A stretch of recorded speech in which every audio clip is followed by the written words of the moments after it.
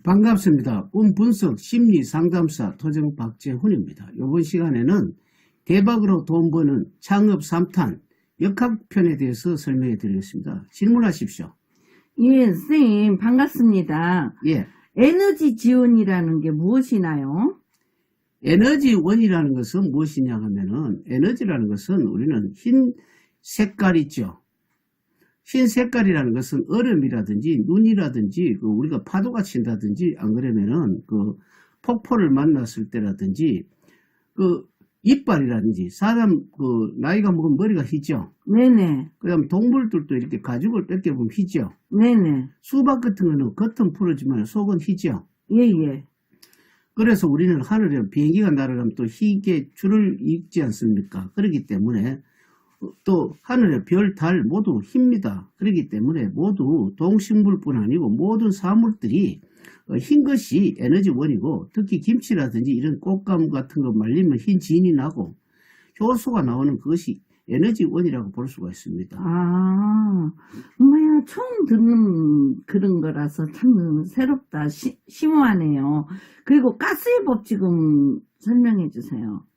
우리 대나무 마디 있죠? 네네. 대나무 마디하고 그 다음에 사람 손마디 있죠? 네네. 그 다음 계곡에 가보면 물이 흘러내리지 않습니까? 네네. 그런 것이 밑에서 지열이 올라와가지고 식어가 물이 되는 겁니다. 그렇기 때문에 우리는 또 아카시아 나무 보면 가시 나와 있죠? 예예. 그 다음 보리밀 마디가 있지 않습니까?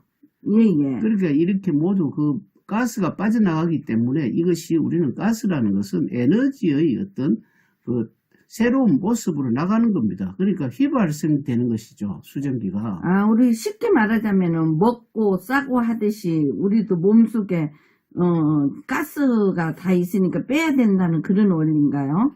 빼야 된다는 원리라기보다는 가스라는 그 자체가 그러니까 우리는 대나무라든지 손마디라든지 목이라든지 겨드랑이든지 가스가 나가는 통로를 그러니까 우리는 가스는 우리가 흔히 알고 있는데 가스의 법칙이라는 것은 그런 통로를 위해서 우리가 나아가고 특히 우리는 방 안에 보면 거미줄 채가 있죠. 네네. 특히 모서리에 거미가 채가 있기 때문에 이거는 겨울 동안 이렇게 보면은 벽 사이에 이렇게 온도를 이렇게 높이지 않습니까? 네네. 높이면 그게 습기가 그러니까 수증기가 올라가 식어가 벽 쪽에 이제 올라가다가 보면은 모서리 쪽에 수분으로 변합니다. 그래서 겨울에는 어떤 거미가 줄을 쳐서 무슨 곤충을 잡아먹는 것이 아니고 습기를 먹고 있기 때문에 이것은 우리는 가스의 원리라고 볼 수가 있습니다. 그렇구나. 그러면 숙성의 법칙은 무엇이나요?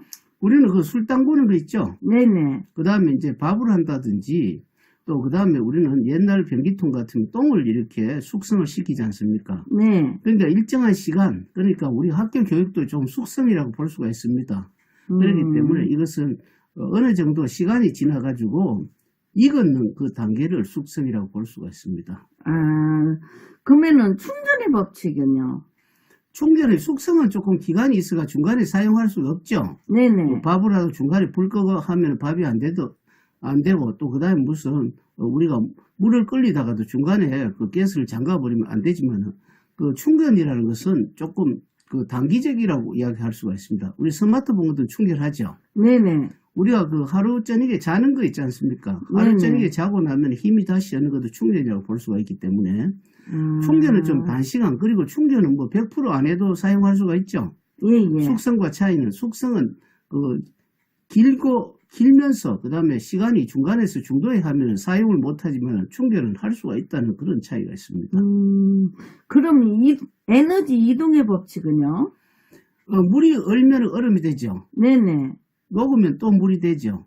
예예. 더우면 다시 수증기가 됩니다. 그렇기 때문에 다른 형체로 같은 에너지인데 다른 형체로 또 특히 더 크게 이야기하면은 수증기가 올라가면 구름이 되고 구름이 다시 비가 되고 비가 다시 나무나 풀이 되고 그 다음에 생물이 먹으면 생물이 되는 이런 것도 에너지 이동의 법칙이라고 볼 수가 있습니다. 그렇구나. 그러면은 흡수의 법칙은요? 우리는 물이 아래로 내려간다고 볼 수 있죠. 예예. 그건 일반적인 상식이지 않습니까? 휴지를 풀다든지 안 그러면은 우리가 어떤 스펀지를 가지고 물에 담그면 물이 당기 올라오죠. 예예. 스며들죠. 이거는 흡수의 법칙입니다. 수증기가 공중에 올라가는 것도 흡수의 법칙인데 가을 하늘 구름이 좀 높죠. 네네. 가을 하늘이 좀 찹지 않습니까? 여름에 비해서. 네네. 찹기 때문에 더 스며가지고 흡수가 돼가 위로 올라가는 그런 장치. 그렇기 때문에 흡수라는 것은 내가 이익이 되는 곳. 그러니까 내가 불안전할 때 안전한 쪽으로 이동하는 그것이 에너지 이동의 법칙도 되면서도 흡수의 법칙도 됩니다. 그렇구나. 그럼 분열의 법칙도 설명해 주세요.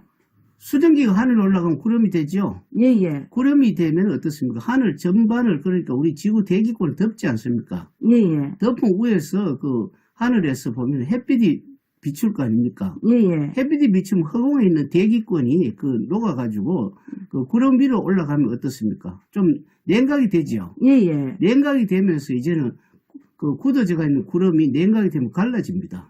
아, 갈라지면 이렇게 우리가 과일 같은 거 알알이 떨어지듯이 그렇게 떨어지는 게 바로 비죠. 그러면 시간의 법칙에 설명해 주세요. 우리는 보통 보면 시간이라는 것은 우리는 생활할 때 어떤 그 시간이 공간을 이동하는 그런 작용도 됩니다. 우리가 거리를 이동할 때 시간 걸리죠. 예예. 그런데 시간이라는 것은 막연하게 그런 시간만 이야기하시면 안 됩니다. 왜 그런지 하면은 과거를 생각하면 어떻습니까? 과거를 생각하면 우리는 과거 생각이 나죠. 예예. 어릴 때 우리는 뭐 친구들하고 놀았다든지 그런 안 그러면 좋은 기억, 나쁜 기억 전부 다 생각이 나지 않습니까? 예예. 생각이 날 때가 바로 시간이라고 보시면 됩니다. 무조건 우리는 살아가는 게 시간이라기보다도 그 다음에 또 미래 희망을 하고 이렇게 목적을 가지고 희망을 하는 경우가 있죠. 네네. 그러니까 미래에 우리는 살고 있기 때문에 시간이 꼭 현재만 가지고 생각하시면 안 됩니다. 그러니까 과거와 현재와 그거를 같이 이렇게 시간을 나누라는 그런 말씀인가요? 나누라기보다는 이제 그 시간이라는 개념이 꼭 현실에만 적용을 하는 것이 아니고 예예. 희망을 가지면 미래가 되고 과거를 회상을 하면 과거가 되기 때문에 현재를 중심으로 해서 과거와 미래가 이렇게 짜집기가 되죠. 예를 들어 가지고 울산에서 서울을 간다면 충청도쯤 되면 양쪽이 다 이어주죠. 네네. 그리고 이어주기 때문에 이것을 갖다가 그 지역적인 연결과 같이 시간도 연결이 됩니다. 예. 그러면 마음의 법칙은요? 우리 마음이라는 것은 우리는 그냥 뭐 생각하는 걸 마음이라 하죠. 예예. 그걸 자칫하면은 우리는 마음이라고 속기 쉬운 망상입니다. 우리는 볼 때 눈으로 보죠. 예예. 들을 때 귀로 듣죠. 예예. 그런데 볼 때 눈으로 본다는 것 자체가 눈이 아니고 우리가 마음으로 봅니다. 그 마음이라는 것은 뭐냐면 보는 본성을 이야기하는 겁니다. 예. 귀를 들을 때 듣는 본성을 이야기하는 겁니다. 예를 들어 대나무 마디가 있다 하면 대나무가 마디 있는 걸 모르지 않습니까? 네네. 모르는 것을 보고 그냥 본다고 생각하시면 안 됩니다. 그래서 이 마디의 작용점을 알아야 되겠죠. 작용점을 안다면 대나무 하나만 가지고 보는 것이 아니고 보리밀이라든지 전부 다 이렇게 우리 손마디라든지 안 그러면 계곡이라든지 뭐 이런 모든 것을 전부 다 보고 인식을 하고 통째로 이렇게 통합적으로 아는 것이 바로 마음이라고 볼 수가 있습니다. 예. 운명의 법칙은요? 운명이라는 운을 알면 되죠. 운이라는 예. 것은 뭡니까? 우리는 이렇게 살아가는데 그 환경과 조건을 우리가 통째로 생각하는 것이 운명이라고 볼 수가 있습니다. 우리가 그냥 우리 보통 보면 사주팔자 운명대로 산다 하죠. 예예. 운명대로 뭐 다 같은 사주팔자인데 운명대로 안 살죠. 예예. 이것은 뭐냐면 자기가 어떤 조건과 환경이 따라서 달라지기 때문에 운명이라고 숙명하고 좀 다릅니다. 운명이라는 것은 고칠 수가 있지만 숙명 같은 거 자기 부모 같은 거 고칠 수가 없죠. 예예. 뭐 어떤 사람 뭐 예를 들어 가지고 뭐 자기 뭐 아버지가 이제 뭐 죽고 나면 다른 사람을 입적하는 그런 것도 뭐 숙명이라고 할 수가 있지만 그거는 숙명이라기보다는 좀 운명에 가깝다고 볼 수가 있기 때문에 운명은 고칠 수가 있고 숙명은 고칠 수가 없는 것. 그렇기 때문에 운명은 나의 살아가는데 환경과 조건은 운명이라고 보면 될 것 같습니다. 진짜 다양하시네. 그리고 죽음의 법칙은 또 뭘 말하나요? 사람은 죽죠. 예예. 죽는데 안 죽습니다. 왜 안 죽느냐 하면은 우리는 기절해가지고 어떠가 죽었는 사람들을 어떤 깨어나서 물어보면은 어떻게 살아나느냐고 이렇게 물어보면은 저승을 갔는데 그쪽에서 무슨 그 황천을 배를 타라 그러는데 못 타도록 너는 아직 때가 안 됐다 밀어버리죠. 예예. 밀어버렸을 때 살아왔는 그런 이야기를 가끔씩 듣지 않습니까? 예예. 그래 들었을 때 그 사람은 혼마 갔습니까? 몸도 갔습니까? 몸도 같이 가죠. 몸도 갔기 때문에 남의 눈에는 죽음이 보였지만은 자기 자신은 영원히 죽지 않는다고 생각하시면 됩니다. 죽지 않기 때문에 어떻습니까? 계획과 모든 것을 우리가 일반적으로 물리적인 죽음, 법이라기보다는 이것은 물리적과 영혼과 물리적이 사실 똑같이 가는데 예, 남의 눈에만은 없어지는 겁니다. 예를 아. 들어가지고 초등학교 6학년 졸업을 해가 중학교 가지 않습니까? 예. 그럼 초등학교 학생, 재학생이라 선생의 눈에는 뭡니까? 그 사람 학적부만 남죠. 네네. 그 학적부는 영어이라 하지만 사실 그 사람 몸도 중학교 갔지 않습니까? 네네. 그렇기 때문에 우리는 영원히 죽지 않는 그런 생각을 가지고 그러니까 몸과 마음이 같이 이동합니다. 그런데 남의 눈에만은 죽음이 있죠. 그러나 자신만 안 죽으면 되는 거 아니겠습니까?